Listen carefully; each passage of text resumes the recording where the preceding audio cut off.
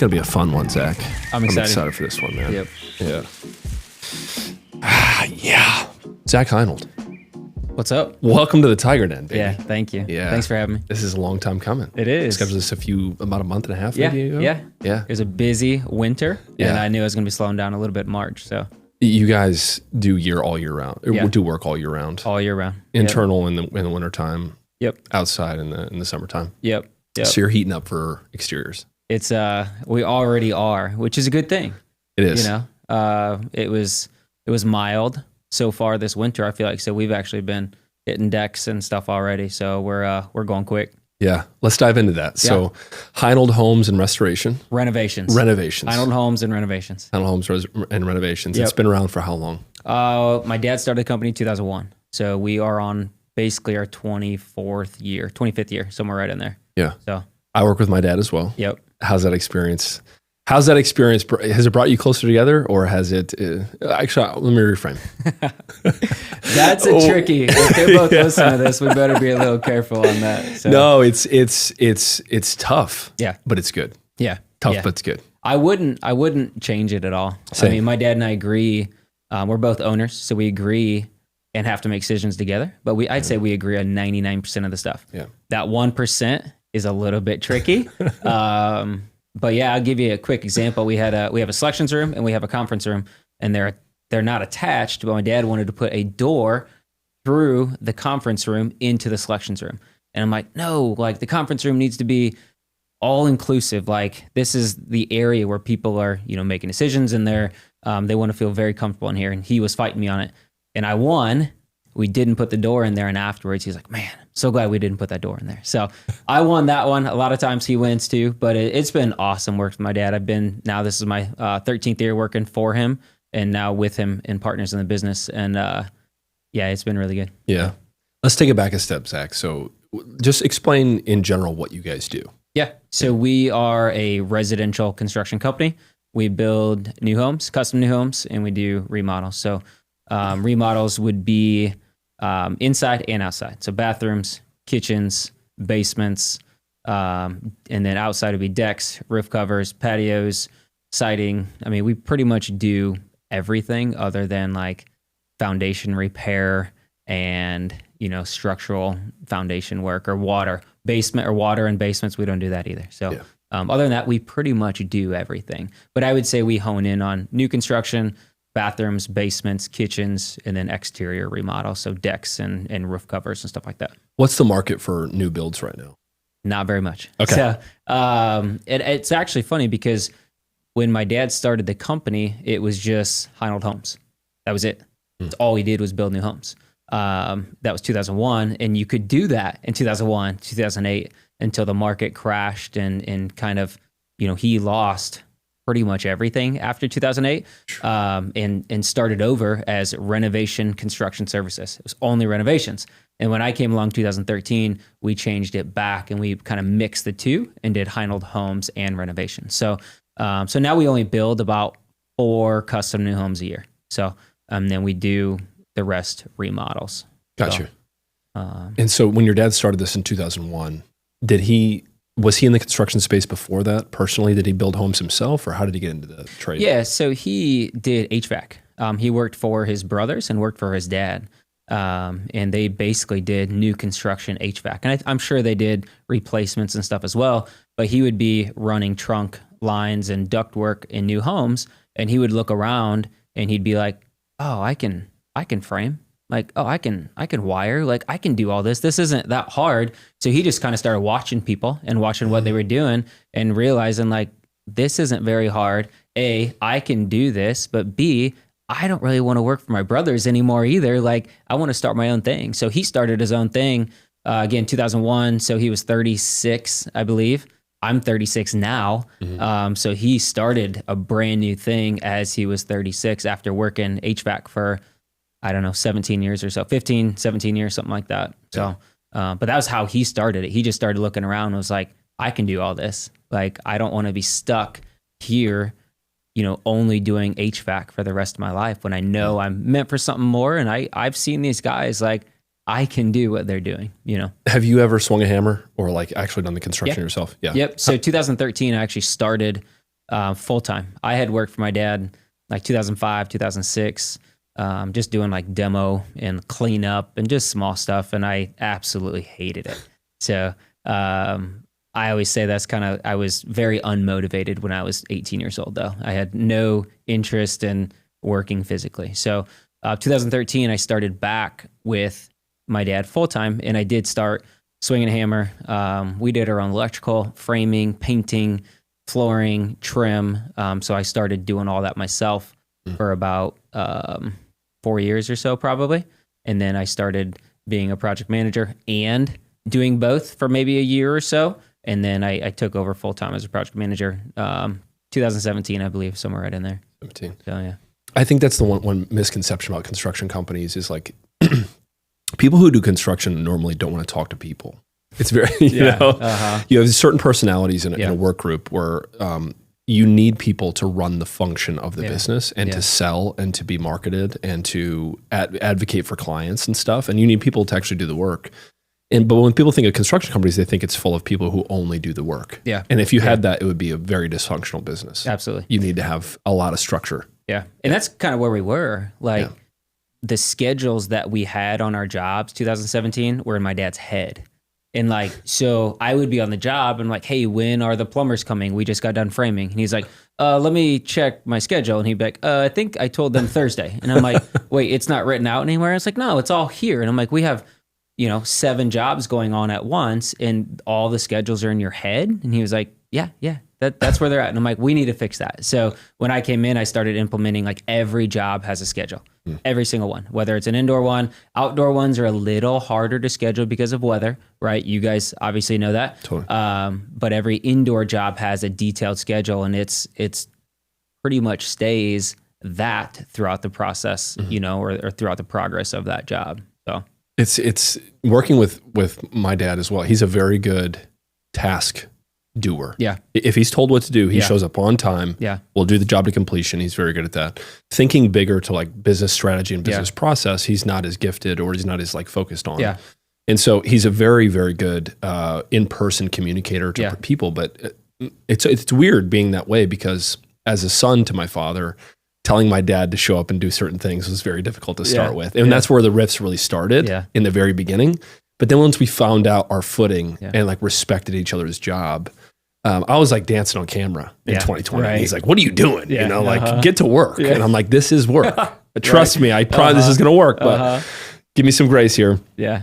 It's different. It's different. And your dad's even a little bit older than my dad. Yeah, he's 66. My dad's 59. So, but they're still from that same mentality, right? And my dad's always had a bigger picture feel. Like he's like, no, this is what we need to do, and it's a bigger picture. But I just came in and said, okay, let's put it on paper and see what that actually entails. Like, let's think about this a little bit more, rather than he was always used to just being like, I have a thought, I want to do it, so I'm going to do it. And now he has to have someone who almost brings him down a little bit. Like, okay, that's great. Let's think about that, but let's strategize a little bit. Let's look at option A and B. Let's think on it. Let's decide for a couple weeks on what. And he's like, no, I just want to do it right now. And I'm like, well, I understand that, but now he has to kind of take a step back a little bit too, of like, what do you think, rather than before when he just did whatever he wanted. So, and he doesn't have that mindset anymore of like, he still is a go-getter. He still loves what he does, but he's sinking back a little. He's 59, right? He's been doing his own business for 25 years.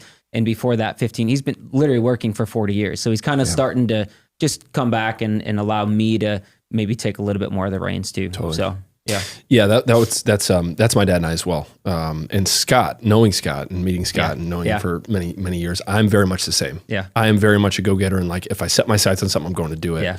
Now I've surrounded myself with people that think far more than they act, which is good for me. It's a good lesson to be like, let's think about these 6 different factors that could impact. It's a different level because once you're doing it by yourself and you can act as you go, transitioning to more delegating and to more thinking is a very big challenge. Yeah, absolutely. Yeah. So let's dive into, I know you personally, so I'll dive into some stuff that, as a younger kid, you said you started in the business at what age? 2005, so 17 or so. So you're young. Yep. But you went through a whole life before you started in the business. So let's dive into that. Yeah. If you don't mind sharing your story. Yeah. So, so we know each other from basketball. Mm-hmm. I'm not very good, by the way. Yeah. You were decent, you were great. Weren't you? No, dude. All right. My brother was way better than me. Okay. So you were really good. And that's how I mostly know you, is from your brother and from your dad. Yes. So, because I grew up with Tyler, your brother, playing basketball against him.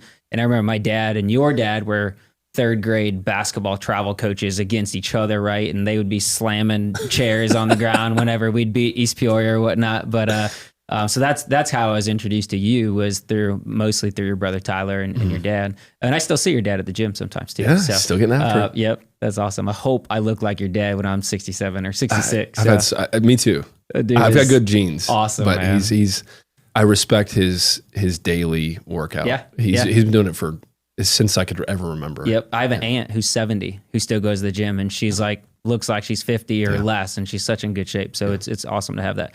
But yeah, so my story starts. Man, I don't know how far back we want to go, but I was raised in church. My dad raised me in church, and we went there for as long as I can remember. So my story, my background is faith. I didn't always live it out that way, but that is my background, and that's implemented in everything that we do, and my dad does, is our faith. So that's a really strong aspect of that.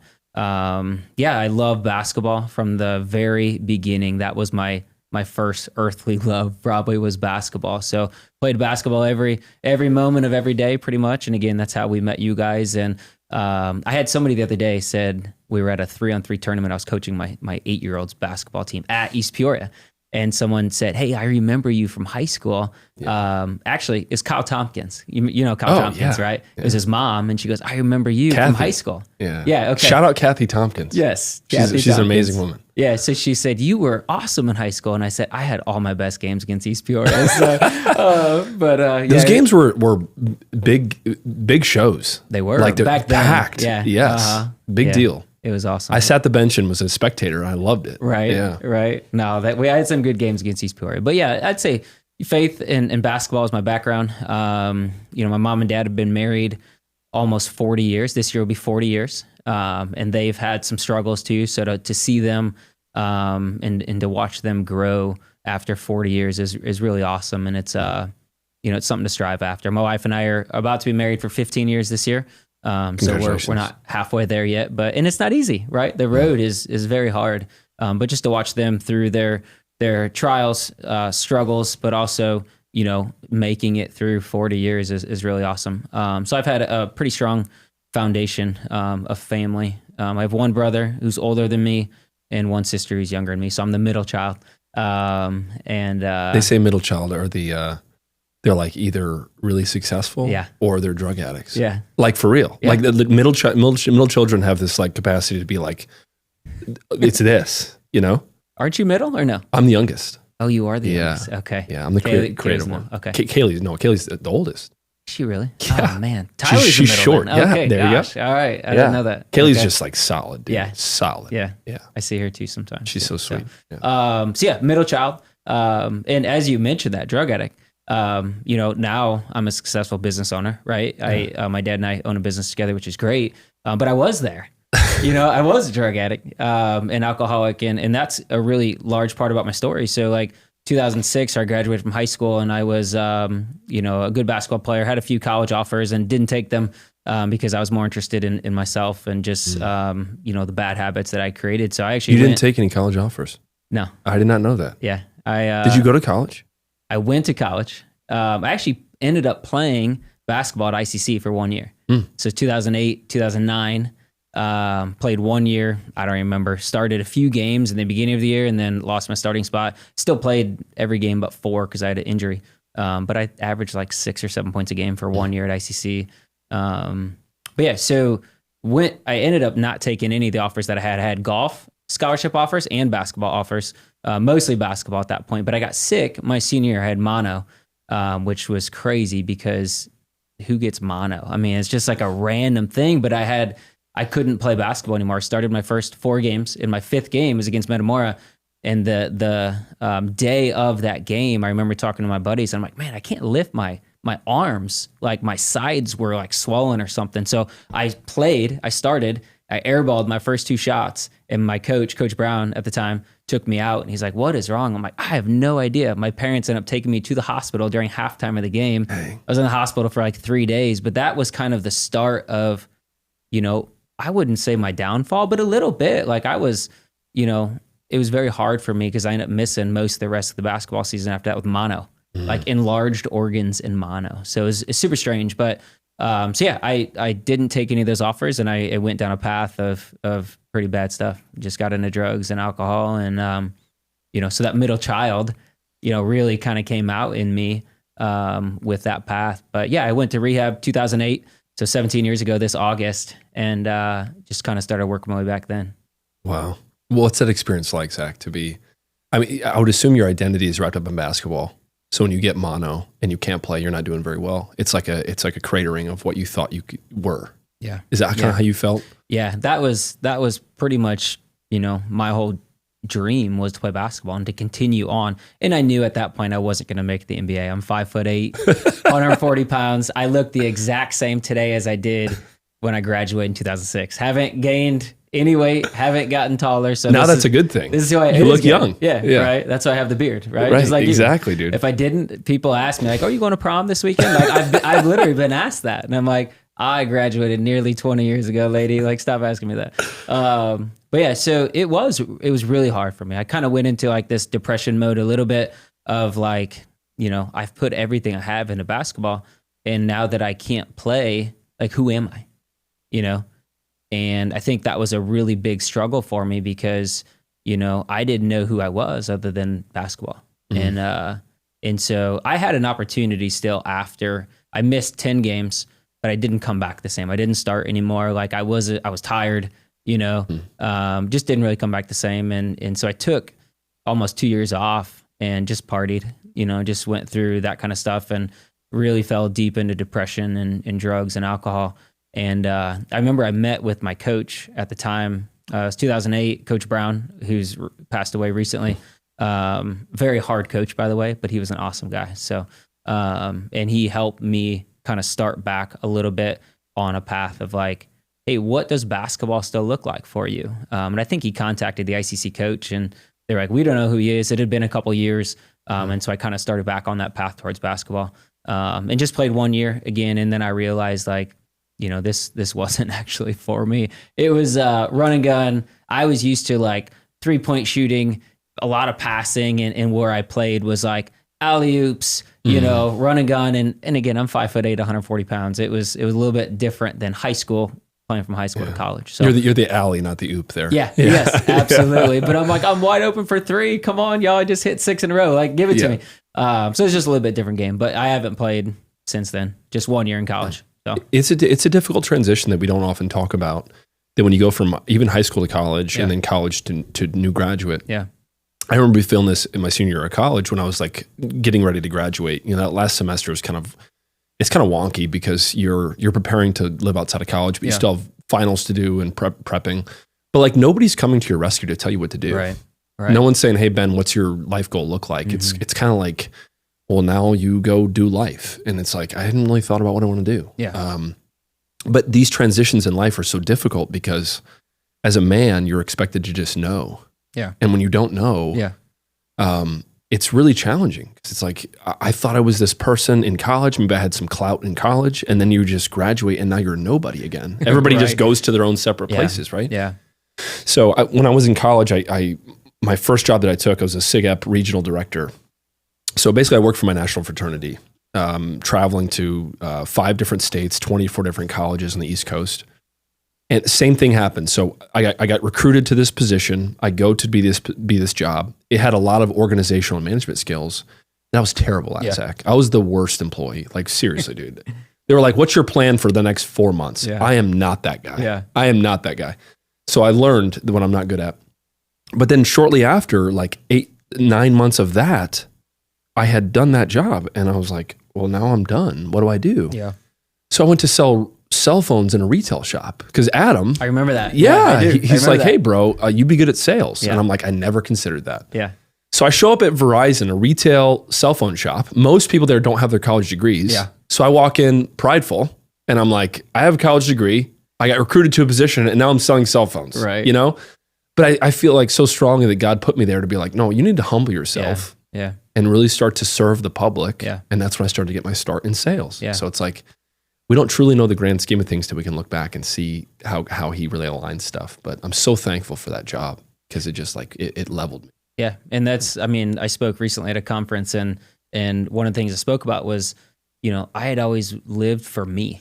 Like that's how I lived. I didn't know anything different. I never thought about the things that I did would have consequences like later. Now I have 3 kids and a wife, and I never one time thought like the actions and the things I'm doing now will actually affect me later. I never thought about it. I didn't think of how they could affect my wife or my future kids.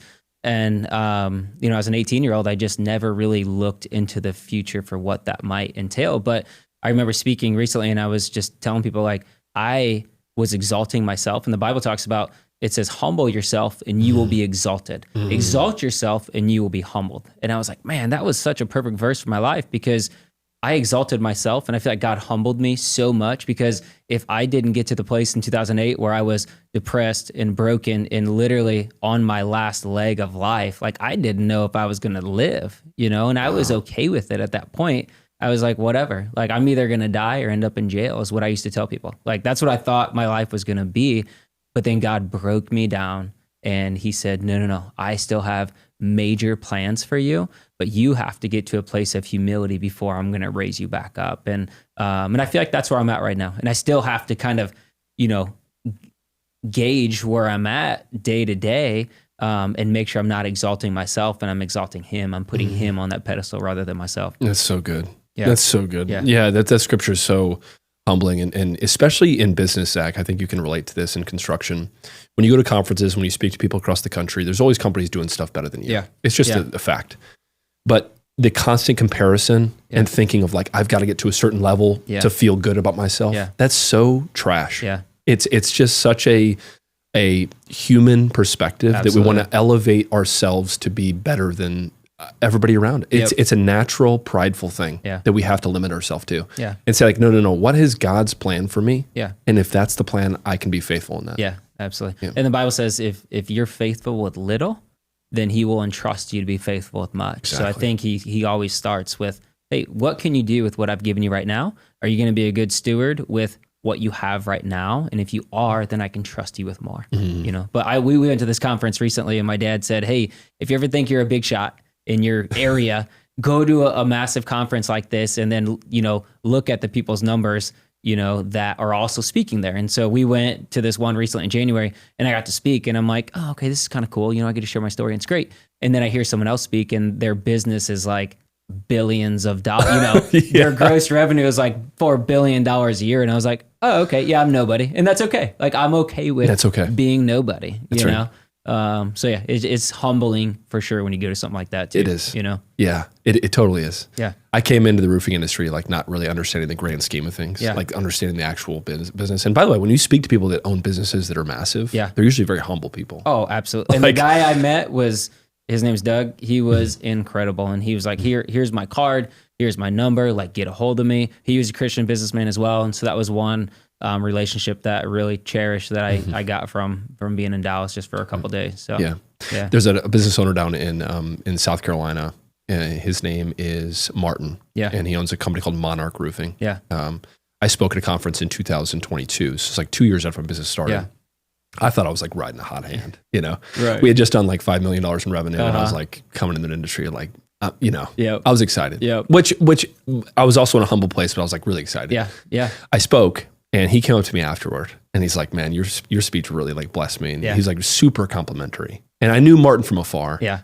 Monarch's a $50 million company. Yeah, right. And Martin just sold his business for like, I don't even know the figure, but it life-changing money. Yeah.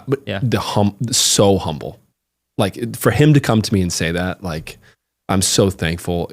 In that moment, I was like, he didn't know me. I knew him from afar, but like the fact that he was willing to say that spoke volumes of his character. Yeah. And that's honestly like all those people, when they get to that level, right? Like, they don't really need to get higher, right? So people who, get to that level, a lot of times they want to have purpose and calling. And so to have, a proper purpose and calling, a lot of times I feel like they want to give back to smaller businesses. I feel like we're still kind of maybe larger for our area, but when you put it on the grand scheme of the United States, like we're not larger compared to some of these other ones, but like people want to help, and those guys are there probably to learn a little bit too. But in my opinion, what I've seen, like they want to mentor people and they want to, grow with other people as well. And they still won't need to be impacted and fired up for their business, whether it's worth 50 million or 100 million or 4 million, you know? And so I think that's what's good about getting together at this conferences too, is like you have a lot of business owners with a lot of the same things in mind, and they're going after the same thing. Yeah. It gives you perspective. It gives you a wider lens to understand things. Yeah. And by the way, we're in Peoria in central Illinois. Right. We're not in Chicago. Yep. We're not in Miami. Yep. We're not in Los Angeles. So the average ticket and the cost of homes here, there's a certain limiting factor to it.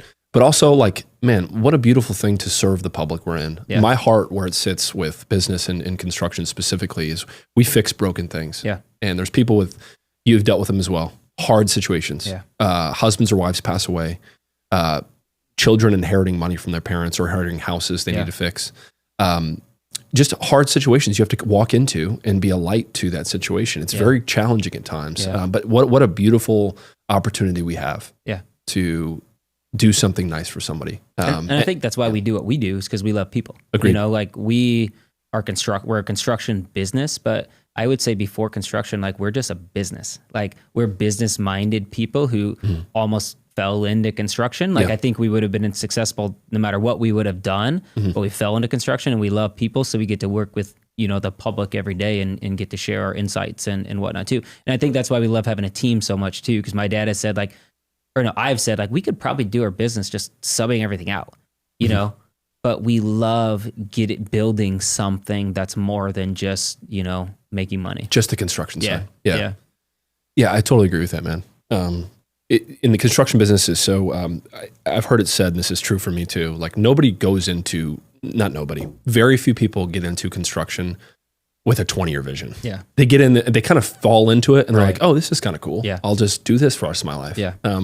But my grandfather was a chiropractor for 50 years, I think he worked, and he adjusted the grocer that he bought food from. Yeah. He adjusted his tax accountant who did his taxes. He adjusted it was like a network of people. Yeah. So you all feed each other into this business and then you make a living out of it. Yep.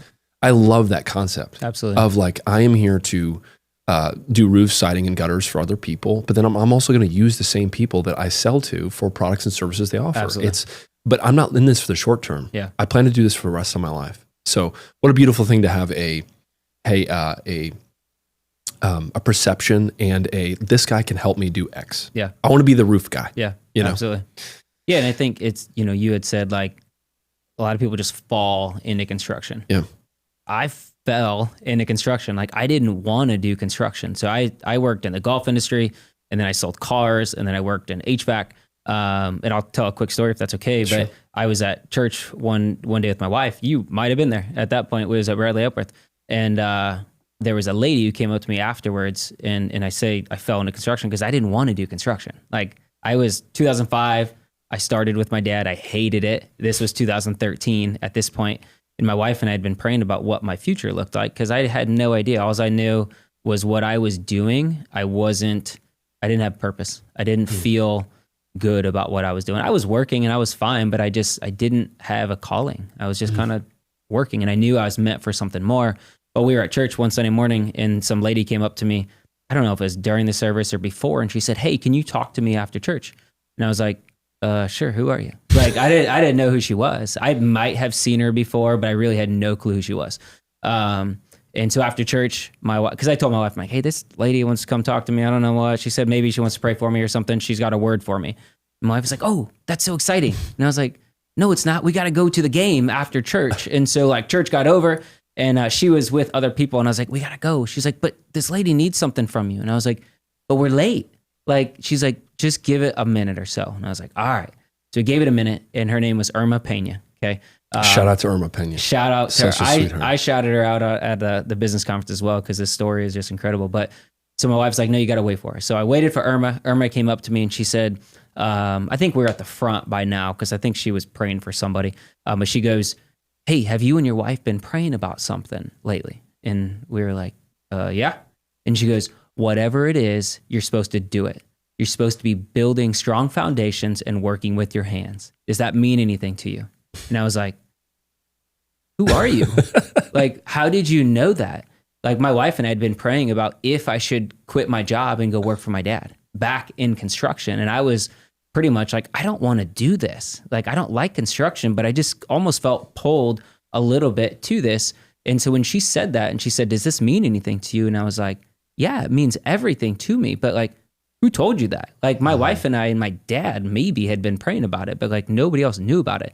And she said, I don't know your name, but yesterday, Saturday, I was in my living room and I was praying, and the Lord gave me a vision of you and told me those exact words, that you need to be building strong foundations and working with your hands. And I was like, oh my goodness. So I quit my job working for my uncle, I think that week or the next day, and put my 2 weeks in and started working for my dad right after that. Your uncle, what were you doing for your uncle at the time? So I was working HVAC. I was delivering HVAC parts, working in an HVAC warehouse and starting to learn a little bit more about the HVAC business. So it was just like, yes, I fell into construction, but not because I wanted to, but because I feel like I was called to it, you know? So, and I had no idea what that looked like. Yeah. Like, I was like, oh, I'm just going to work construction. I had no plans to be a business owner. Like, again, I was 23 years old at the time. So I didn't really have much aspirations, you know, at that point, but yeah. That's amazing, dude. Irma Pena is she's such a sweet spirit. Yeah. She's such a sweet woman. And I've spoken to Irma several times at years ago. Yeah. And she's been she's just a tremendous life force. Absolutely. Yeah. So I'll never forget Irma Pena. Anytime, you know, I've seen her a couple times over the years. Again, this was 13 years ago. And I'm just like, thank you. Yeah. You know, thank you just for being faithful, you know, because if she wasn't, or if I would have left that day, who knows where I'd be. Those things can change your life. Moments can change your life. It did. It changed everything for myself and for my family. But I found purpose. Like, I found a calling, and I knew that God had called me to more. Yeah. So when you find purpose, you can go through a whole heck of a lot of bad stuff after that, if you know that there's a long-term vision, right? It's like, man, when I first started Roof Tiger and that process, we're going back to what you were talking about earlier about the prideful will be humbled and the humbled will be, I was so low at the time, and I think that God almost waits so that have nothing left, and then He's like, "I'm going to speak to you loud and clear." Yeah. You know, it's sometimes we need that. All the time we need that, because God's voice can be so loud if you humble yourself. Yeah. But in those times where you're so prideful, all you hear is yourself. Absolutely. And that's what I had heard for so long. Is myself. What do I want? What do I want to do? And when I was humbled to a point where I couldn't give anything else. Right. I didn't have anything else left. I feel like that's when He kind of came in and was like, I have what you need, you know, stop trying to do it yourself. It's beautiful. Yeah. Yeah. It's a beautiful thing, that the process of getting closer to God and to having Him speak in your life. There's certain moments where God is just very loud. Yeah. I don't know if you experienced that as well. Oh, many times. There's like certain seasons where I actually just like every day I wake up and I'm like, oh man, He's really after me today. And then certain periods I won't hear for some period of time, but it's like, I know I'm on the right direction. I hope. I think I'm going the right way. And I think a lot of times when we don't hear from Him, it's probably us. Probably so. Know, that we're saying we don't need you right now, but it's our focus is maybe on other things. Because I know there's many times where I'm focused on my business, my golf game, you know, my children, my wife, and God kind of takes the backseat of the busyness of life sometimes. So, but that's good. Yeah. Let's dive into, you start with your dad. Yep. When did you rebrand the company from Heinold Homes into Heinold Homes and Renovations? Yeah. When was that year? Yeah. So 2013 is when I started, and we had like two businesses at the time almost. One, the business name was Heinold Homes Incorporated, I believe. And we were working under a business called Renovation Construction Services. So when my dad first started the business, I think he called it Scott Construction Services, I believe is what it was. But I think it was all under Heinold Homes, Inc. So 2013, I came along and I'm like, wait, is it Heinold Homes or is it Renovation Construction Services? And they're like, well, it's both. And I'm like, well, that's silly. Why do we have two names for one company? So my dad was like, yeah, that doesn't really make much sense. So let's change it. So that's when we changed it to Heinold Homes and Renovations. Were you a part of that process? Yeah. Because I think I was the one who brought it up. Again, this is 13 years ago, so I don't fully remember everything, but I believe I was like, this is silly. Why is there two names? What does it mean? How do we tell people like, what our business is if there's two names for one company, and I know you guys have multiple different companies too. I don't know if there's one company, there's a one name over the multiple companies, but so that's when we changed. It was 2013 and kind of just started like, hey, we're going to do both. We're going to do homes and renovations. We'd love to, like my name right here is Heinold Homes and Renovations. We'd love to just be Heinold Homes. Sure. We'd love to not do renovations, but we do them because we have to. There's not enough custom new homes that we can just build 15 a year. There's just not enough out there for that. And your guys' focus, when I think of your guys' brand and what you guys do, the way you advertise is like professional, clean cut, large transformation, making people's like HGTV homes come to life. That's what I think of. Absolutely. That's the focus. Yeah. And so too, like 2023, I'll just give you some numbers because I'm a numbers guy. We did 119 jobs. So we completed 119 jobs. 4 were new construction. So 115 of those were remodel, right? Mm-hmm. And just numbers wise, we did around $6 million in 2023. Okay. So if you like average out those jobs, you're like, okay, that's a good average, right? 119 jobs, $6 million. But we were like, we're still wasting a lot of time on smaller stuff. And so we're not making money on small jobs. It's really hard for us to make money on small jobs because we feel you got to price them to the moon. Exactly. Yeah. And then if we do, people get upset with you. Like, why is it so high? I got a bid from, this handyman over here. And you're like, first of all, it's a handyman. Second of all, it's like, I told you it was going to be higher on a small job. So we kind of eliminated jobs like under 10,000. Like just, we're not going to do them unless it's like a returning customer. But 2024, we really focused on that goal. Like just telling people, hey, I'm really sorry. I don't have a recommendation for you. We don't do anything under 10,000 unless you're a returning customer. And generally it's more than that. But so 2024, we built 4 new homes again, and we did 100 jobs total, and we did over $9 million.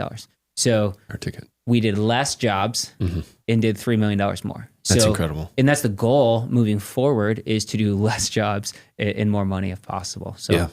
It's this, people, I think in the construction industry, we understand this now, but it's the same amount of time for the $10,000 job as it is 50. Absolutely. It's the same, not the construction time, it could take longer, but the preparation, the people involved, the discussions, it's the same process. Yeah. So it's really difficult sometimes to be like, I just can't take this on. Yeah. But when you start out, you're forced to do that. Yeah. Because you don't have the name, you don't have reputation. So you have to take on anything that comes at you. Yeah.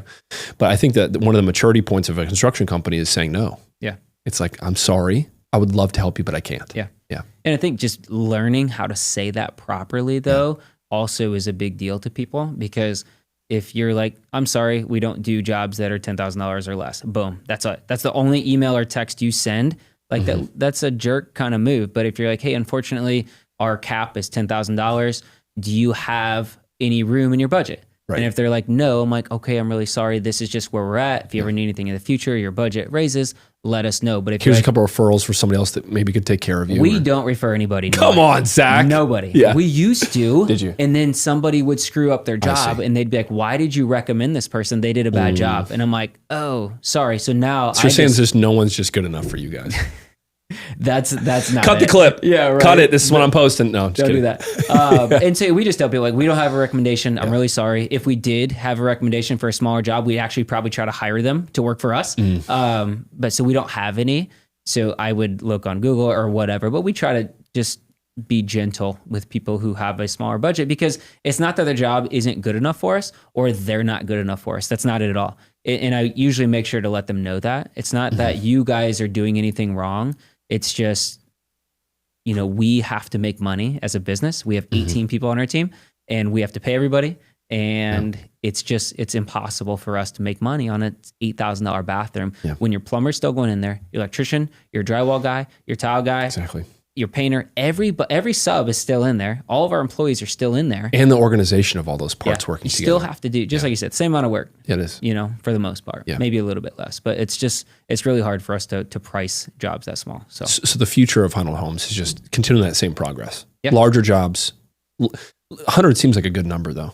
for you guys. Yeah, it is. I mean, that was... Seems like you're keeping busy throughout the whole year. Yeah, 119 jobs was the most jobs we'd ever done in a year, 2023. 100 jobs, 2024. I would assume we'll probably be somewhere around there in 2025, which is okay. We grew from 6 million to 9 million last year. I don't know if we're going to be able to continue to grow. Right now, we're really focusing on our processes, like getting our processes honed in. We're starting to work on automations. So we're trying to automate like a bunch of different things. So we have a software program that runs like our whole business. What's that called? It's called JobTread. It's like have you ever heard of Buildertrend? Yes. Okay. Yeah. So it's a smaller scale of Buildertrend. It's less money. But now it's like a direct competitor to Buildertrend as well. And we tried Buildertrend for like 6 months and it didn't feel right. And I couldn't get a good grasp on it. So we started JobTread. It's probably been 2 years or so now, and it's transformed our whole business. That's amazing. Everything. Yeah. So now we're automating. JobTread is very tech savvy, and their higher ups are very tech savvy. So they're integrating with other software companies now. Yeah. So now we're starting to automate like a lot of our processes, and like if this happens, then this happens. Like if we sell a job and they approve a contract, well, now we have something where it automatically starts to send out things once that button is approved. So we're trying to automate our processes. And I think over the next year or so, when we have a lot of this automated, then we'll be able to start to scale even a little bit more. But I don't know at this point how much I want to keep scaling. Yeah, it's like, do you want to just hire and hire and hire? Do you make more money the more people you hire? Not necessarily. Right. And not to mention, man, like the real goal is to have zero issues. Yeah. Like if I could have a year of less revenue but no issues, I would take that in a heartbeat. Absolutely. Construction, we're not selling widgets, Zach. We're selling like we're taking hammers to your walls. We're ripping things out. It's not easy to do that perfectly. Yeah. Yeah. So sharpening that process is tedious. It's difficult. And so if I can eliminate customer problems, we don't have a ton anyway, but we do 400 jobs a year. Yeah. It's a lot. So it's like the chances of me making 5 mistakes in a year is pretty likely. Absolutely. Right. So making sure to, I just want to be really efficient. Yeah. Yeah. And that's what automations are doing for us, is like taking out the human element of things that, our project managers have to do. But what if they forget one? Yeah. But as soon as a homeowner signs that contract and presses approve, like it's set up to where they don't have to do that anymore. Yeah. They can focus their time somewhere else. But it also gives me more time as well for my family, for my 3 kids, for my wife, for my hobbies and stuff as well. When things I was doing manually before, if I can just create automatic things that I don't have to type anymore. Exactly. It's a really cool thing. So let's switch gears. Yeah. You have a family. You have 3 kids. Yep.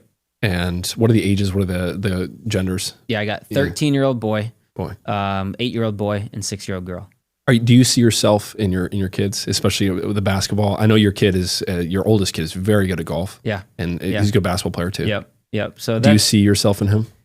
Yeah. So my 8-year-old and me are like twins.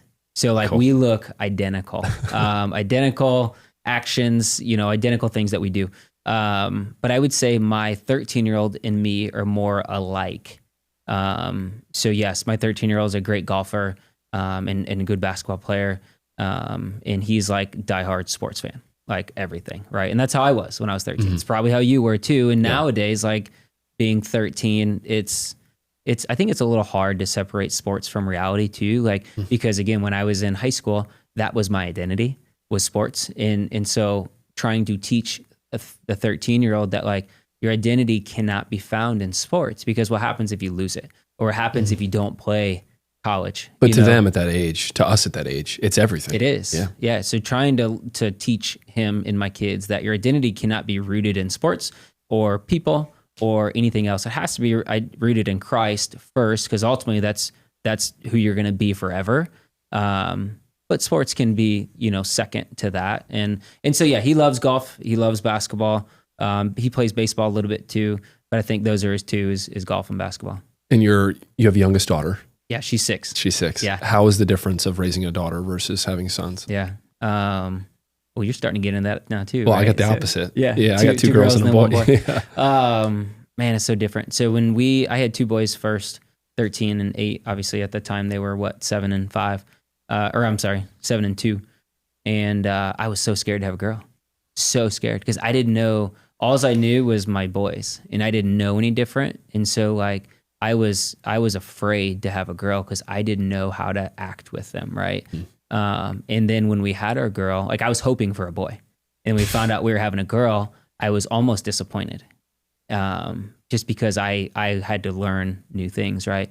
And now she's 6, and I'm like, oh my gosh, I am so glad we had a girl, right? Because she just stabilizes our family. You know, if we would have had another boy, they're already stinking nuts half the time. Like, you know, so she is a lot more of a calm demeanor, and she kind of just stabilizes everything. So I mean, obviously I love my 6-year-old girl now too. I'm on the other side of that. Yeah. I so love my daughters, and their personalities are so sweet, and they also are a little bit chaotic, but now that I have a boy who's 8 months old, I just want to like throw him already, you know. And when I get home, it's big smiles and wrestle time. He knows what to expect, and so I'm just so much different on my boy than I was my girls. It's so different. Yeah, I'm also 35 now and I have a new child, so I have my other 2 daughters when I was in my mid-20s. Yeah. So I'm very different now than I was back then. Absolutely. So I've matured as a person, as an adult, and as a husband and father. Yeah. It's everything's.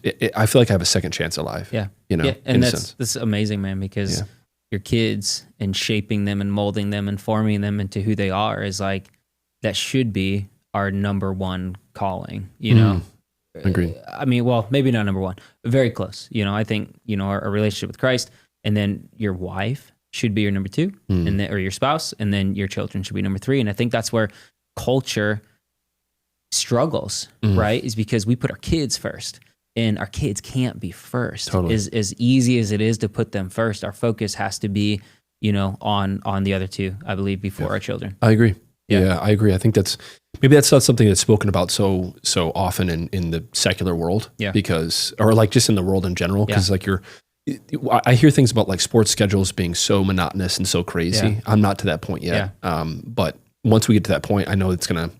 Even just my daughters swim. Yeah. Have you ever been to swim meets before? I've heard they're horrible, bro. But I've not been to any of them. I didn't swim for like 10 minutes. Bro, of swimming or something. I tell you what. I hope my daughters don't watch this, but I wish they would find a different passion for sports because, dude, it's not 4 hours. Yeah, it's like 8. Yeah, I got there at like 7 o'clock. You don't leave till 3, 4, 5 o'clock, and you've maybe watched 20.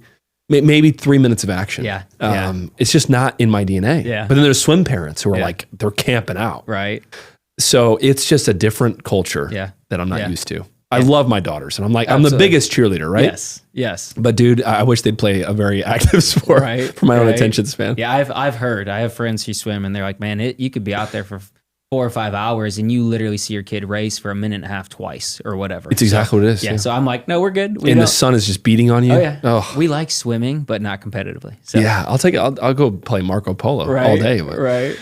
Raising kids, man, and having a supportive partner and having somebody you can, like, my wife is my best friend. Yeah. And I tell her that all the time. We have such a friendship relationship. Yeah.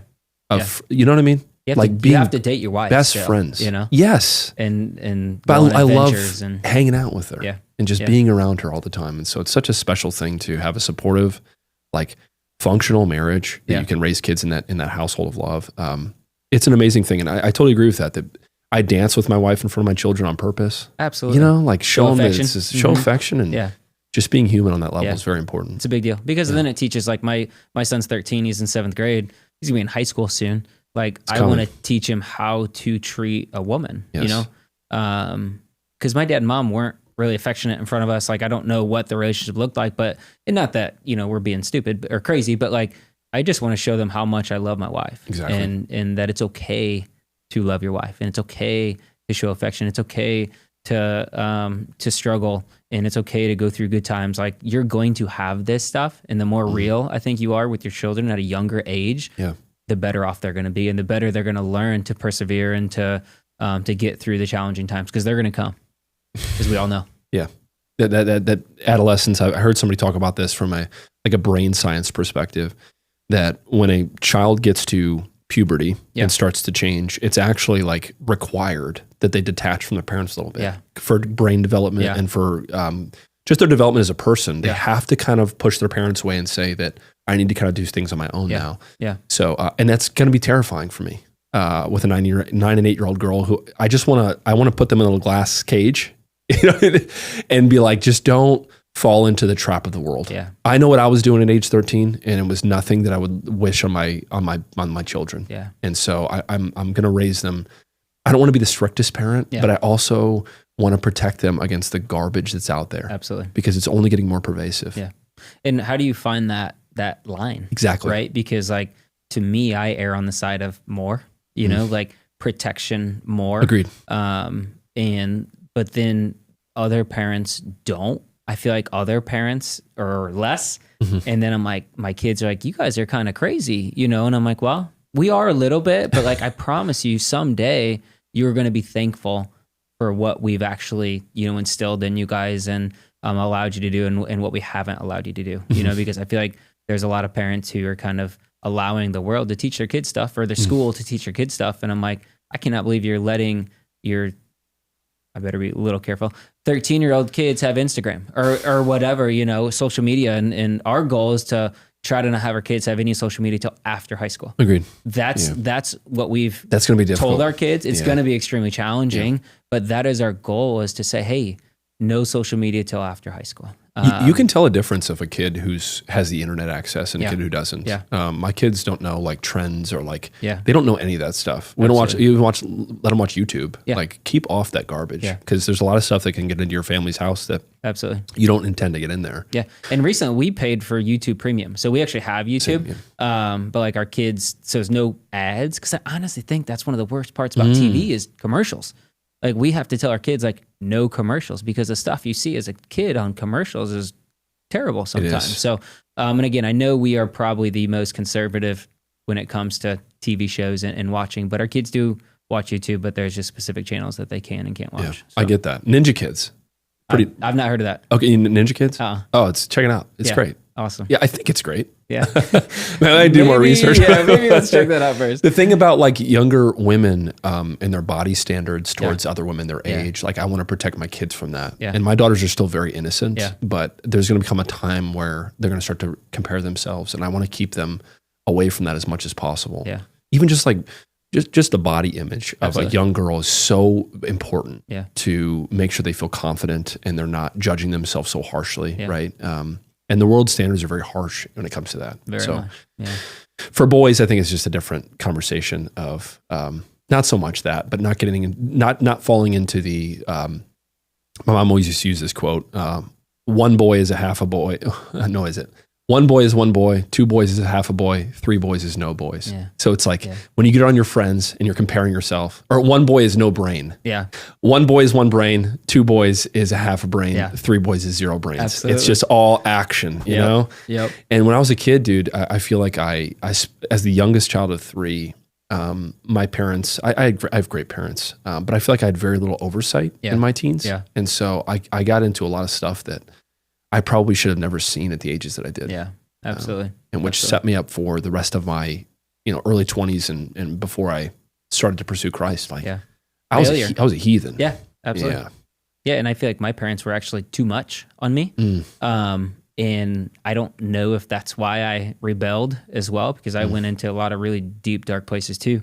And so, I'm not sure if that's where yours were maybe a little too lax, mine were a little bit much. So that's where I'm trying to find that good line of like, hey, I'm going to trust, like my 13-year-old, he's 13 now, right? So he's starting to go places, right? He golfs by himself a lot. He's going to a youth group and his youth leader's taking him out and just different things. He's gone a lot as a 13-year-old, but I'm also like, I want you to be home. Like I want you to be with me. And so just allowing him to do things, but also trusting that like God's got a plan for his life and just trying not to be just completely helicopter dad over him all the time. You know? Yeah. But Jake Willis and I was a guest a couple times ago. We talked about a book called The Anxious Generation. Okay. Have you heard about this? No. It's essentially about how back in the day we used to have a lot less oversight over our children in a lot. They used to. So Jordan Peterson describes it as this: like raising a child is important to watch them from a distance. Yeah. Imagine a backyard, Zach, and they're playing on a structure. It's important for you to not be on top of them, controlling every movement to make sure they don't fall. Yeah. It's actually important that they fall sometimes to figure out that they can't do that. And watching that and making sure to be supportive, but also giving them space to figure life out. Those are important balances. Yeah. So this guy talks about how technology and the overprotection of kids is not healthy for them stepping out to become their own human being. Yeah. Living life is about taking risks and about like, imagine talking to a girl for the first time. Like that's so far removed from us, but your boy's about to come up on that. I know. You know? Yeah. Yeah. And so having him have a balanced approach to, I can take risks, but just have a more balanced approach to your parenting style.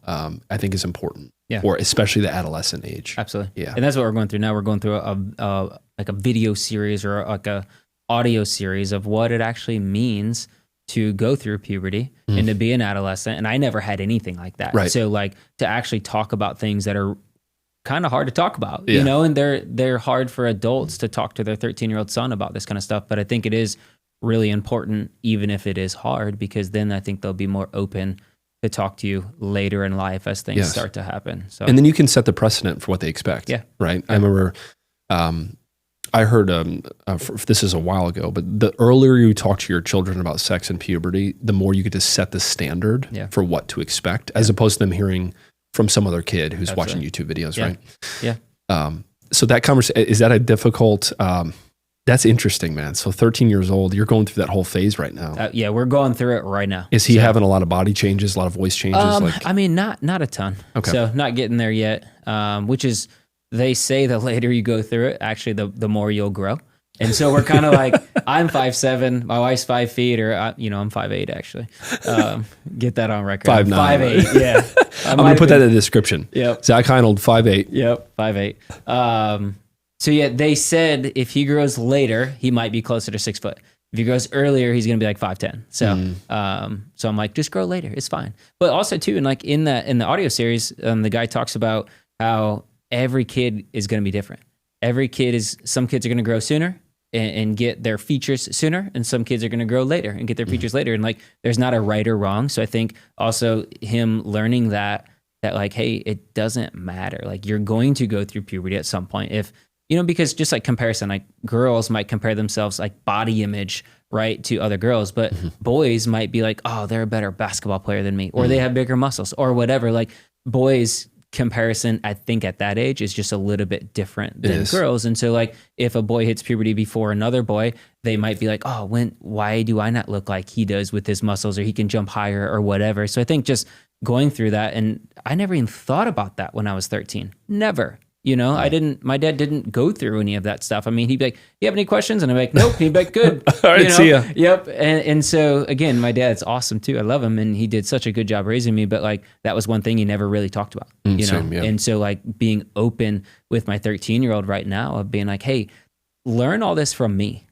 Someone who's been through it, not from your friends who really probably have no clue what this stuff actually means, but also, and so I've been open a little bit, not a ton, with my past too. Like, here's my mistakes that I've made, not a lot yet. Do they know your testimony at all, Zach?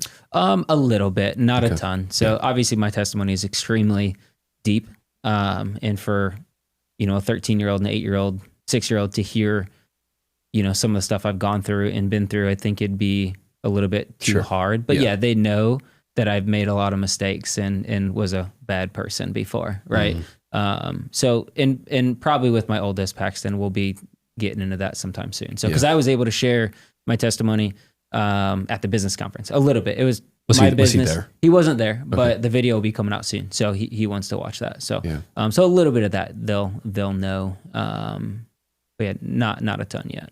What was let's go back to that. What was the most difficult like moment that you had before you gave your life to Christ and started this journey? Like, what was rock bottom like? Yeah. So I was, I was actually laying on my couch in my basement. This was August 1st of 2008. And I'm a numbers guy, so I remember dates and numbers. And I had been doing drugs, and was, a long time, I went on like a 4 or 5 year, basically, binge of drugs and alcohol. Like every day? I wouldn't say 4 or 5 years of every day, but probably the last 2 was every day. Yeah.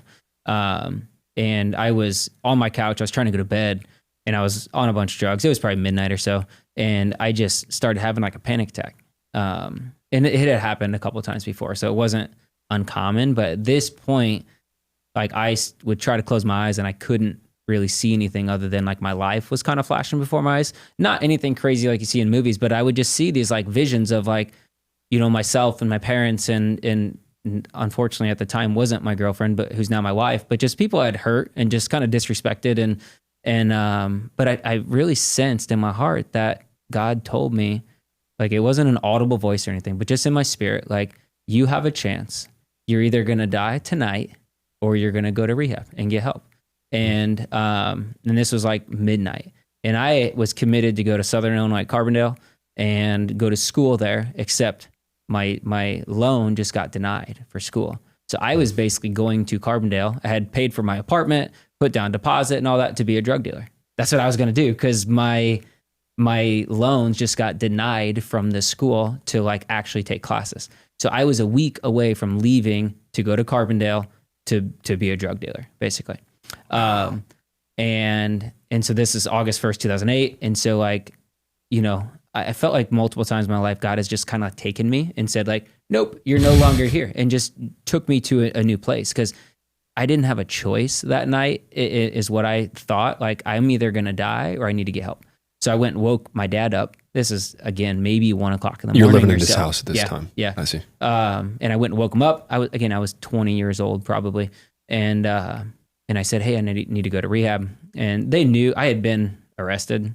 I had gotten tickets. I think I had 7 drug or alcohol tickets in 2007 in 1 year. Did you spend time in jail? I was in a holding cell one night, but that was it. So most of them were pretty misdemeanor stuff. Like possession? Yep. One was drinking and driving. It wasn't a DUI. It was very close to it, but it wasn't. So just a lot of in and out. Actually, maybe it's twice in a holding cell. But yeah, it was just a bad time, man. Just made a lot of stupid choices. No, but even hearing that story, Zach, like, like the scripture goes, behold, all things become new. Like, I can't even imagine you doing this stuff. Yeah. Like, I've known you now for over a decade. Like, we reconnected probably over a decade ago, but I can't even imagine you doing this stuff. Yeah, it's crazy. I had blonde hair, long hair, shaggy hair. Like, I tell people, like, if you knew me then, you wouldn't recognize me now. Like the Bible says, the old has gone and the new has come, or the old had passed away and the new has come. Like, I'm a new person. Like, again, that was 17 years ago almost. So like, this is a long time. This didn't just happen overnight. Sure. Right. This was 2008. So anyways, I went to rehab and kind of started that process of trying to be a better human being. Like, I wanted to reconnect with my faith because like I was still like, if someone's like, hey, do you believe in God? I'd be like, yeah, I do. But then I'd do drugs, Yeah. So it's not like I wasn't being faithful to what God had for me. But yeah, so I went to rehab and started that process of like, getting out of my shame. I had to go through a lot of apologies, to my family, to my wife, who's now my wife. She wasn't my wife at the time. You guys were married young though. If you married for 15 years, when did you get married? So my wife had just turned 21 when she got married by a couple weeks. And then... and you were 21 as well? No, I was 22. 22. Yeah. So I was 2 grades older than my wife in high school. So I had hurt my wife. Shout out to Katie Heinold, dude. She's special. Yeah. So she's a special She's woman. such a sweetheart. She's just so strong in her faith too. And I think that's what I love about her the most is she is just behind the scenes in her faith. She is the strongest woman I know. She prays over the house. She reads her Bible. She worships. Like, she does more behind the scenes than anybody would ever have any idea. And it's awesome to see. Yeah. So my wife, she took me back some reason. No idea why she took me back after all the things I, did to her. So I went to rehab and I relapsed a couple times throughout 2009, probably 2008, 2009, very little. I quit smoking. I still smoked weed a little bit and I quit doing that. So I've been like completely any drug free for 2009. So I don't even know what that is. 15 years, something like that. 16 years. So then I still drank and I still smoked a little bit cigarettes and whatnot. So then it was probably after my son was born. It's been about 13 years. I haven't even had a sip of alcohol. No, nothing. Just completely dry. square, whatever you want to call it. So, but I had to, like, my personality is so addictive that I had to get rid of everything because I knew it would just, I would fall right back into it even if I had one bad day or something, so. Speak to somebody who might be going through addiction right now. Yeah. And is in that moment. And they might be watching this and thinking to themselves, because I'm a very addictive personality as well. I've gone through periods of addiction as well.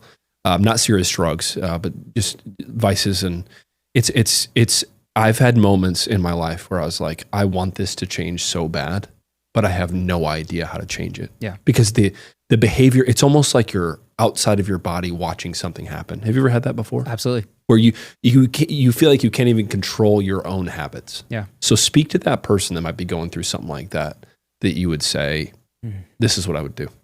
Yeah. So there were so many times where I was like, I'm going to change, right? I'm going to stop doing this. And I just couldn't, I couldn't. So for me, it took a near death experience almost. And I've had multiple to actually change. So like, again, in my life, like I had, times where I had hit rock bottom and still didn't change. But I had thought I was too far gone. Like I didn't think I could come back from what I had done to people, what I had done to my wife. Like I just always thought, I use this term, like I was too far gone. And one day I was driving and I think I was still, doing drugs or kind of out of it, but like not telling anybody all the things that I'd done, because I was so full of shame, for the things. I mean, again, I've done a lot of things I'm very unproud of, right? And just still gets me. And I've forgiven myself, but it's still just things you do. You don't forget, that you're very ashamed of. But I heard a song and it said, you're never too far, or what did it say? You're never beyond repair. And I remember hearing that song and being like, yes, I am. Like I'm beyond repair. Like I've hurt and screwed over every relationship I've ever had that meant something to me. Like I am too far beyond repair. And so I would just say to that person who, is struggling with any sort of addiction or alcoholism or vices that you may have, if I am not too far beyond repair, then you are not too far beyond repair, because I've done nearly everything. And I believe that's also why, I can talk to a lot of different people, because I've done it all. I've done the drugs, I've done the alcohol, I've lived, a life that I wasn't proud of, and I've done nearly everything. So like if someone's like, no, you don't know where I've been, I'm like, yes, I do, man. Like I would tell people like I'm either gonna die or be in jail. Like so I just think that you are never beyond repair. You're not too far gone, as much as it feels like that. That time, I don't think time heals all wounds, but time heals some wounds. And that's what I needed for my wife to forgive me, was just time.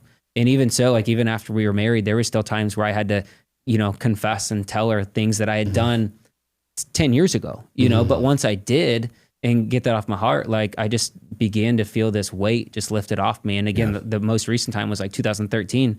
And so again, that's been 12 years. Like, and before then I couldn't imagine telling somebody my stuff, but when I did, it changed everything. It actually allowed me to experience freedom that I never thought I would have. Yeah.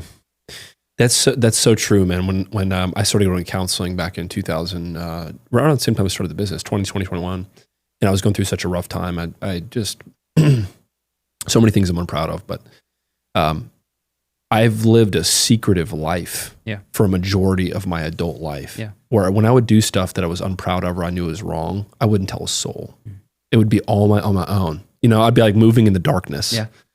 And when I started to talk to my counselor about this stuff and actually confess all these things, he's like, first of all, it's a release of being like, first of all, and he would tell me stories like, you're not alone in this. Yeah. And many people have said these things, and many people have lived double lives.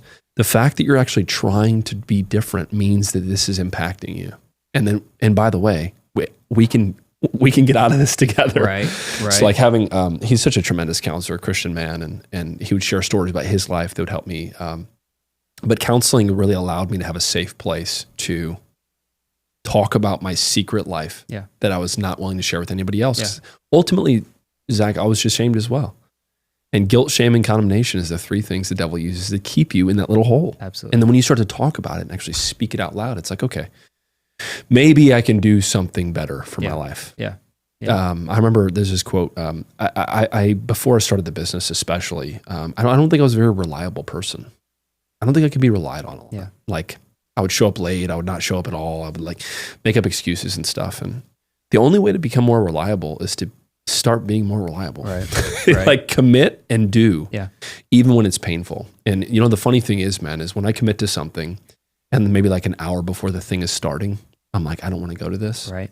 Every time I go, I'm like, I was meant to be at that place. I was meant to be. And I think the enemy tries to confuse us and tries to take us away from these destiny moments. Because that's where real change happens. When you start to rely on yourself, and you can actually rely on yourself to say, no, I am reliable. I can be counted on.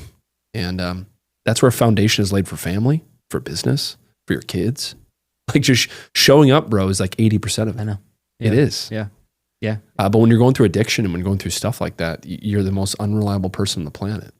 Yeah. And I was. I'm very fortunate to get out of that when I was like 20, of course, 16 to 20, and started becoming a little bit more reliable. But I always tell people too, like in construction, like I just tell people like we do what we say we're going to do. Yeah. And they're like, well, that seems easy. I'm like, that's the thing. It is like, if you make an appointment at 9 a.m. and you show up at 9 a.m., like they're like, oh my gosh, that was, you showed up. You showed up. Like I've called 4 other people and they didn't show up. Exactly. Or they didn't answer the phone. Yeah. In construction, it's easy to separate yourselves because, you know, the competition isn't the greatest. And I think that's the difference between us and other construction companies. Sometimes like we're business people. So like that kind of fell into construction a little bit. So like, and again, we like building things in the creative aspect of construction, but like ultimately we're business people. So we just, if we make an appointment, we show up. If we go out to an appointment, we give them a bid. You know, it's just like, it's not hard stuff that separates ourselves in our business. I feel like, you know. Yeah. So true. Yeah. Let's talk about the future. Yeah. Heinold Homes. I know you were talking about revenue and kind of like size per job, getting larger. New homes don't seem to be something that's coming back anytime soon in the Central Illinois area, especially with interest rates the way they are. So let's talk about like how you foresee you're 30, you said you're 36 now? 36, yeah. Your dad is almost 60. Yep. Has he talked about retirement anytime in the future? Yeah, unfortunately, I don't think he'll ever retire. So. My dad's the same. Yeah, right. But like, I'm sure taking more, not control, but more prowess in the business is something that's on your guys' conversations and just maybe you taking more of a leadership role. Yeah. I know you're already leading your company in a lot of ways, but. So we actually have a buyout plan in place right now. So we have a 15-year buyout plan where I am buying him out a certain percentage every year up until I think when he's 70. So he's 59 now. We're in year 4 of our 15-year buyout plan right now. So we do have a buyout plan already in place. So every year I buy a certain percentage from him. You know, it's anywhere between like 3 and 7% or something like that until I'm full owner and he is no longer any owner at all. So currently I own 33% of the company and he owns 67%. So yeah, we do have that in place already, which is great. We did that about 4 years ago, and just kind of starting that thought process too. So, but yeah, what is the future? That's like a retirement plan for him though. Yeah, it is. Absolutely. Yeah. And he has other businesses too. So he has Heinold Properties, which is a couple laundromats. He owns residential properties and commercial properties as well. Good for you, Scott. Yeah, he's got other stuff as well. Just a business savant. Absolutely. And it wasn't always easy for him though either. He took a ton of risk and a lot of heat for doing the stuff that he's did, but it's really, you know, paid off in the long run too. It's long-term vision. Yeah, absolutely. And again, that's with him though. He's like, laundromat for sale, buying it. And it's like, tomorrow, like right now. And so already wrote the check. Exactly. So that's been, again, one of the harder things for me, but like everything he's done has been blessed by God. Like, you know, yes, maybe it's been hard, but like now looking at him, you know, very successful, and has an awesome retirement plan in place. And, you know, 11 years from now, when he's out of Heinold Homes, he's still going to have Heinold Properties, you know? Exactly. So yeah, he's set for sure. That's fantastic. Your family, you talked a little about Katie. Is she a stay-at-home mom? So she works. She works. Yeah. What does she do? She is a hairstylist. So that's right. Yeah, she actually graduated from hair school in like 2009. Okay. So it's 1 year. Hair school is generally 1 year. Right. So it's 2025. So she's been cutting hair since she was 19. In Washington? Yeah. She started in Bloomington, and then Germantown Hills, and she's been in Washington for 12 or 13 years now cutting hair. And she's starting to scale back a little bit. Time. Again, we have 3 kids in sports and activities. Yeah. So she is probably maybe, I don't even know, 20, 25 hours a week, maybe, depending on the week. But it's very flexible though, because she makes her own schedule. Exactly. I make my own schedule. So it's really nice to be able to just be flexible for kids' activities and vacations and whatnot too. Let's talk about something else that just with the weather patterns we're seeing right now. The Washington tornadoes. Yeah. Was in 2013, wasn't it? So you just started at that point? Yeah. So you walk into the business and the city you are from and live in is just like decimated. Yeah. What's that process like? Wow. This is a long story, but I'll try to make it super short. So I started February 2013. The tornado hit November 2013. So we were already really busy at that point, work-wise. But the tornado hit and it destroyed or damaged 1,100 homes in Washington. So Washington has 16,000 people. I don't know how many homes that equates to. Maybe I've always been told it was a third of the town was destroyed, right. Yeah. Something like that, right? Makes sense. So we kind of dropped everything we had at that point. But I don't know if you remember, like when that tornado hit, a week later, it snowed like crazy all winter long. So for that week, we were able to, kind of like tarp people's houses and roofs and whatnot just to try to limit the damage, I guess. But it snowed like so much all winter long. So we weren't really able to even start real construction until the spring of the following year. But so we built 22 homes during the tornado or right after the tornado, and then did 3 home remodels that next year. So it was like the craziest year, and insurance actually paid really well that year. I wasn't an owner at the time, so I wasn't able to reap any of those benefits. But my dad said it's the most money he's ever made, but also the most stressed he's ever been. Dude. So he's like, I've actually lost probably 10 years of my life. No kidding. Just dealing with people who were building homes that didn't want to build homes. They just wanted their house back. So now we get to do remodels and build custom homes for people who want to. Yeah. Then people didn't want to. They just wanted to get something back. And so that was probably the hardest thing too about the tornado is you're trying to get a paint color from somebody and they're like freaking out. Like, I can't give you a paint color, And so it was just, it was a really hard time, I think, for him more than me. But what was really cool is I worked for my dad every single day from February to November 17th and learned under him for 9 months, basically. And then I was on my own. It's a birthing process. It was, and it was awesome. If I didn't have that, I don't know if I would have, received all the skills that I did, because I did have 9 months of every day learning from him, learning what to do and learning what not to do. So, that tornado was so bizarre because it was later in the year, not earlier. November 17th. Snow. Yep. I mean, that's just crazy. Yeah. I remember when the tornado sirens went off. Yeah. I was living in Peoria at the time, so it didn't really impact us. But then Washington, I know just the rubble and just getting through the people's, everything was displaced. Yeah. So like, where do you even start by cleaning that stuff up? Yeah. It's like on day one. I can't imagine if that happened now, because we're just roofing contractor. We're not builders. Yep. And so we have to wait for a lot of things to happen in order for us to even come on board. Yeah. Yeah. I'm thankful we didn't have a tornado this last week or yesterday. Right. I hope that, insurance companies, I think, are more apt to challenge payments now versus 2013. That is very true. There was one company who I will not name that was the worst to deal with, because they would be like, what did you have in your closet? We need to see pictures of all of your clothes. Yeah. And people are like, we didn't take pictures of all of our clothes. What do you mean? Like we need to know we need a video walkthrough of your house. And like, we don't have our house anymore. Like they were so difficult. And as working for insurance now, I realize how sticky that is too. Mm-hmm. And a lot of times, dude, we don't even work for people who have insurance claims anymore. We're like, once you get your money from the insurance, then call us. But until then, insurance won't pay us what we think they should pay us anymore. 2013, it was awesome. They paid, 10 and 10, 10% profit, 10% overhead. And on a new home, that's awesome money. We can't get 10 and 10 anymore on a new home. But back then it was really, really good. But now there's no way. They fight too much on stuff like that. They do.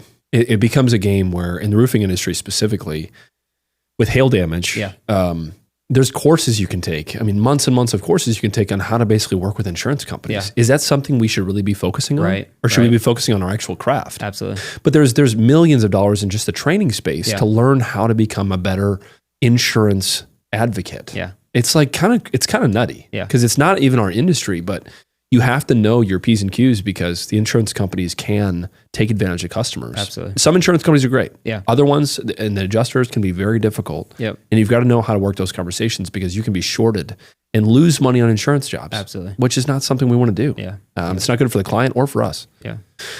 So you're raising 3 kids. You got Katie, you got the business. You've been through a lot in your life. What's the future look like for Zach Heinold? If you could prophesy of your own life for the next decade, what's the vision? That's a tough one. Yeah. Man, I'm 36, right? I'm still young, but I've also put, a lot of time into the business as well. And so I think really the goal is to work less. These past 13 years, I've worked a lot, and I still do. Nighttime, people don't see, like I'm here right now. As soon as we leave, I'm on the phone, at nighttime. Like I was uploading cabinet plans last night at 9:30, and responding to every night. I'm responding to emails or just checking on what's going on. When you have a team like that, you're kind of never off, right? And I'm sure you kind of know a little bit of that too, right? Yeah. So I think the goal is to work less, is to have a better personal work lifestyle, right? Yeah. So, and that's why we're trying to create these processes and these automations is to, not so I can work more, but I can focus on the people aspect of my job as well. Cause we have a lot of guys on our team and I'd love to be able to take them out to lunch more and spend more time with them, right? But because we're so focused on responding to sales leads and making sure all this is happening, we don't get to spend as much time with them as possible. But yeah, I think my goal is to work less than I do now. So what does that look like in 10 years though? Like I can work from my phone right now. And I think that's the good thing because my dad and I sell all of our jobs. Yeah. So like I could literally go to Arizona right now and be on the golf course, but then come back and work all night and not that people wouldn't realize I'm gone, but like I could do it pretty easily. Yeah. So I think that's another goal is just being able to work wherever and I work from home a good amount too. I actually get more done when I work from home than I do when I'm in the office because there's so many people and everybody needs something, right? But I train our project managers and meet with the designer and meet with our estimator and just meet with the people constantly that it takes away time from what I need to do too, which is focusing, on the overall aspect of the business and not necessarily being in the business. So I think that's another goal is not being so tied down to the operations or the day-to-day, but focusing more on the large aspect of the business too. It's a tough transition. Yeah. We're going through that this year. We have fantastic staff, but Adam and Nick are my my 2 right-hand men, and they handle finances, operations, and sales. But it's hard. Like if I'm in a group text and I get a text from somebody and it's with us 3, I'm like ready to respond. Yeah. I'm learning now to take a step back, let them handle. They'll come to me if they need me. Yeah. But you can do it better difficult. than they can though. No. But really though, it's tough. That is the hard part. It's tough like, because when you start up, Zach, it's like you are juggling so many things. And so stepping back from your baby is very difficult. Yeah. Yeah. And I think that's the hardest thing for me too, is like, I always think I can do it better than the person that I've trained to do the job. And a lot of times I just have to trust them to do it, rather than just interfere almost or interject like, hey, I would do it this way. And they're like, I got it. I'm like, they're learning. They're learning too. Yeah. They have to learn. Right. It's like raising kids. Yeah. It's like we have to. But when you have your name on your business though too, it means more. So not only does it mean everything to you, but it also has to mean something to the people that you're with as well, right? Or the people that are working under you. Like if your name means nothing to them, then it's not going to mean nothing to them then, right? They're not going to take pride in working for Heinold, right? And so I think that's one of the things too, is like, I am so, I don't know what the word is. I want to represent my name well. And if I don't, I feel like I've not only let myself down, but my family and my dad and everything too. And so to get other people that don't have your last name to represent your name well, it can be a little bit tricky too. I think it's a good level of pride. Yeah, absolutely. You're proud of your name. Yeah. I'm proud to be an American. Yeah. I'm proud to be Amaro. I'm proud to be an owner of this business. Yeah. I'm proud of what we built here. Yeah. And I want other people to take pride in their work as well. A healthy sense of pride. Absolutely. Of like, this is mine and I need to, what's the scripture, Zach, about having a good name is worth more than gold? Yeah. It's so true. Yeah, of like having respect among your peers and having respect amongst the city you serve is very valuable. And I never want to jeopardize that with some short-minded decision. Yeah. Right. Well, there was even a video too I watched recently, and it's all about your last name and legacy. And like he goes through and says like Welch's grape juice. Welch is a last name. And he just goes through all these businesses. Wells Fargo. Wells is last name. Fargo's last name. Like people don't know you based upon your first name. Like sometimes if your business is your last name, like your last name is what creates legacy, and just how important it is to like honor that last name and keep it. And actually I found out recently, I had a lady come into our home and pray over us. And she goes, "Do you know what your last name means?" And I was like, "Nope." I'm like, "I know it's German." And she goes, "It is, but Hein means noble and old means home." And she goes, "See, Heinold, your last name means old noble home." Oh. And I'm like, "Oh, that's awesome." She goes, "You guys build homes, right?" And I was like, "Yeah." She goes, "Noble home. Like that's your last name." And I was like, "That is awesome. Like our last name actually means noble home." And that's what we do is build homes and help people in their homes. So it's really cool to hear that. I'm like, that's awesome. I can't believe I didn't know that. 36 years of having this last name and I had no idea my name meant noble home. Morrow means tomorrow. Which is, I have to warn myself to stop thinking so much about the future. Yeah. Yeah. Live for the now. Yeah. But interesting story about my name, Zach. My name is Benjamin. My full name is Benjamin. And Nancy Schneider. Remember Nancy Schneider? How can you forget Nancy Schneider? Nancy? We just talked about her the other day. Man. Hold steady. Hold steady, hon. What a legacy. Yeah. Gosh. But Nancy, on the day of my baptism, spoke over me and she said, the devil tried to name you man of sorrow. But the Lord calls you son of my right hand. That's awesome. So if you know anything about the tribe of Benjamin, they were actually the tribe. There was a challenge back in the Old Testament of tribe of Benjamin, and they tried to be named the son of sorrow, and the Lord renamed them son of my right hand, which means power and authority. Yeah. Isn't that's where King Saul came from too, was Benjamin, right? I believe. Okay. I believe. Because I think he was powerful and had authority until he exalted himself. It did too much pride. It's full circle. But interesting story about my name is that I was actually named Levi when I was born. So she didn't know this when she prophesied this over me, but my name was legally Levi for like 6 weeks. My parents went back to the office and named me Benjamin. Okay. So on my birth certificate, it says Levi with a strike through. They didn't even print me a new birth certificate. It says Levi and they just lined it and then it says Benjamin above it. So when she said that over me, that the devil tried to name you son of sorrow, but your name is actually Benjamin, which means son of my right hand. I was like, my name actually changed. And this is a huge, getting born again and being baptized in front of people is a very big deal. Which, by the way, I want to say this because I thought about something you said earlier. I think that when you speak to people that are in addiction or vices or have like stuff going on in their life, I think that often people think, I've got to get my life together before I approach Christ. Yeah. I hear that a lot. Yeah. And by the way, man, like God is not looking for you to be perfect or looking for you to change. Yeah. He's looking to change us. Absolutely. So we have to partner with him at some point. And I think people are scared to be like, I don't want to be a hypocrite. Yeah. I don't want to live in sin and then go to Christ. It's like, no, he wants to come meet you where you are. Absolutely. And walk with you through that process. And by the way, it can be messy. It can be, but it will be. He never leaves you. Yeah. And I think that's, gosh, it's so true that, people are afraid to share their stuff, right? Yeah. And I was, and you were, right? Yeah. But like, God isn't asking you to be perfect when you come. He's going to start a process of sanctification, as you begin to like open up, right? But that's why I go to church. That's why I accepted Jesus, is not because I don't sin, because I need help from my sin, right? I want to grow and I want to get better.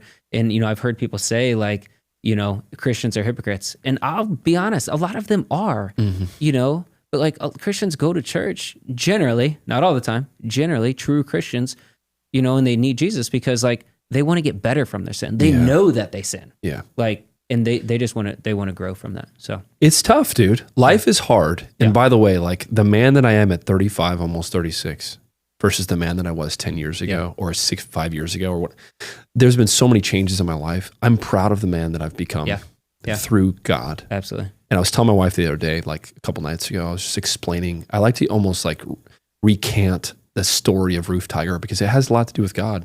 I was like, Monica, I had nothing and I was a nobody and I was lost and I was ashamed. Yeah. But God like gave me a path. I remember I was in my basement. I was just telling the story today, dude. I was in my basement, in my parents' basement, and I was really lost, really alone. And a lot happens in our parents' basements, it sounds like, dude, man. It's like, you know? Maybe it's a holy place. Right, I don't know, man. Right. But I was crying. I was like, I had my headphones on and I was just like crying. I was hoping that nobody was upstairs listening to me because I was probably, you can hear somebody singing with headphones on. I was probably like, ah! I got a terrible singing voice. But I was like crying out to God and like worshiping and like casting a vision. And I was like, God, just give me a lane. Yeah. And I'm going to run as fast as I can. Like, give me a path and please allow me to run fast. And shortly thereafter, Roof Tiger came to me. And I believe that was just straight from God. And he's just like, you're going to do this. And this is who you're going to become. And through this Roof Tiger business, I'm going to shape you to the man and the husband and the leader that I want you to be. But from that broken place, I think my friends looking onward to me probably thought I was a bit delusional. Yeah. Because I'd just gone through something so painful and so lowly, and like I was living a life that was not at all what I should have been living. Right. But then through that, I was kind of like, I started speaking a different way. I was like, this is who I'm going to become. Yeah. And I was like prophesying over my own life. Yeah. But through that process, God was like speaking through me almost. He's like, this is who I need you to think and believe that this is possible. Yeah. And doing that process, I look back at the last 5 years, Zach, and it's like a dream. It's like that. Yeah. Within 5 years, I feel like I've lived like 30 seconds. It's crazy. But I'm so proud of where we've become and seeing my friends develop into amazing leaders. Through God, all these things have become possible. Yeah. Even us sitting at this podcast room right now, it's like, it's tremendous. So yeah, that's, I think that for people in circumstances that they don't want to be in, give your life. If you've got nothing to lose, give it to him. Yeah, absolutely. Yeah. Yep. That's good. And watch what'll happen. Because I guarantee you won't be able to believe what will happen if you just give it time. Yeah, and just like you said, speaking over yourself, though. Like, if you're constantly talking about how bad you are or how much shame you have, like, you can't be declaring positive thoughts and negative thoughts at the same time, right? You can't be speaking over yourself well and poorly at the same time. That's good. So if you're speaking over yourself positively, at the same time, you also can't be speaking over yourself negatively. So like, we have to learn how to speak, actually I'm a huge golfer. And so like, I heard, first, let me go back. There's a Bible verse. I think it's Romans 12:2. It just talks about taking your thoughts captive and the daily renewal of your mind. And it's like, what does that actually mean? Like the daily renewal of your mind or taking your thoughts captive? Well, it's when you have a negative thought, replacing it with a positive thought, right? Or what I do, if I start to fear, if I have some fear about something, one of my go-tos is 2 Timothy 1:7, and I immediately just speak it over myself. It's just, for God has not given me a spirit of fear, but of power, love, and a sound mind. And so like, you have a negative thought, like use something that is good or positive or scripture. I like scripture for me, but replace that thought with scripture. Replace that thought with a positive thought. I saw Rory McIlroy. He just won the Players Championship. I'm a huge golfer. Yeah. And so he was walking up to the 17th tee at the Players this past week, and it's an island green. A lot of people hit it in the water. There was a ton of pressure. And he said, I immediately saw myself hitting it in the water as I was walking up to the tee. And he said, but what did I do? He goes, I have learned to replace my negative thoughts with positive thoughts. So he said, then I got up to the tee and he said, I envisioned myself hitting a perfect shot right in the middle of the green, and it erased that negative thought. And I was like, that is a great way to live our life, but we have to learn how to speak over ourselves first, right? That's whether you're a Christian or not. I choose scripture, but even people who don't have that relationship yet, like, choose something positive, right? If you're like, man, I'm horrible, I'm shameful, I've done all these bad things, like at least at that point, begin to replace it. Like, I don't have to be who I once was. I can still get to where I want to be. And so just taking those bad thoughts and replacing them with good ones, or taking those bad thoughts and replacing them with scripture is my goal. That's really good. Yeah. Yeah, man. Can I tell you a story too? Because you said your name changed. I have a story about my son. Please. His name's Zion. And before he was born, we had 2 miscarriages before. So we had Paxton, and then we had 2 miscarriages. And we always had this perfect plan of like, we're going to have one, and then the next one's going to be 2 years apart, and the next one's going to be 2 years apart, right? And we had a couple miscarriages in between Paxton and Zion. And so we found out we were pregnant with Zion, and we had named him Cruz. Like that was his name, was Cruz. We loved the name, and it's just what we named him. He wasn't born yet, but that's what we named him. I think we told our son, we didn't tell many people, but that was his name. My first cousin had a son 2 months before ours was born, and named him Cruz. Did they know about? No, they had no idea. And we were like, oh my gosh, we can't name our kid Cruz after this as well. So we just began kind of praying like, Lord, what do you have for him? And his name was going to be Cruz Zion. And so I can't remember. We just started seeing the name Zion everywhere. Okay, everywhere, just all over the place. Zion Williamson. This was before Zion Williamson. Okay. You know, I don't know, 7, 8, 9 years ago. This was 9 years ago. So okay. I don't think there was Zion Williamson then, but we kept seeing it in dreams. The name Mount Zion would show up on the TV, and we're like, this is his name. Like, and we feel like the Lord gave him a new name of Zion, and it's not Cruz. And Zion, as you know, is the eternal city in heaven, is named Zion. But there's a Bible verse, it's Psalm 132:13. It says, the Lord has chosen Zion. He has desired it for his dwelling place. And so like, I pray that over him all the time, every single night. But it's like, he was named something else. And the Lord is like, no. I have way bigger plans. This is his name. His name is Zion. He's mine. You know, I've chosen him. Yeah. And how awesome that is. It just reminded me of your name change too. And like, and so Zion, my middle, I said, I look like him, but he likes sports too. He's good at basketball and golf, but like he's musically talented. He's 8. He writes his own worship songs, and has been starting to like record them too. Cool. And it's like, it's awesome to see, but like, we know that God has this incredible plan for Zion because he changed his name and he chose him. Awesome, man. Yeah. I love it, dude. It's been, I tell you what, Zach, I only knew of you through my brother and, years ago. And then we reconnected at church years later. And then now seeing you develop into the person that you've become and how successful of a businessman, it's been very, just from a third party perspective, when I see your trucks and your billboards and you and your father, it's a tremendous blessing to watch.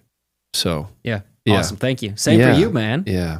I mean, we used to get together here and there, and then, seeing the business explode for you is really awesome. And speaking conferences and all that, it's a privilege too. I'll tell you that because I've gotten to do it recently. Yeah. It's a privilege because people listen to you, and people listen to me. And so we also have to be careful of what we're doing and how we speak.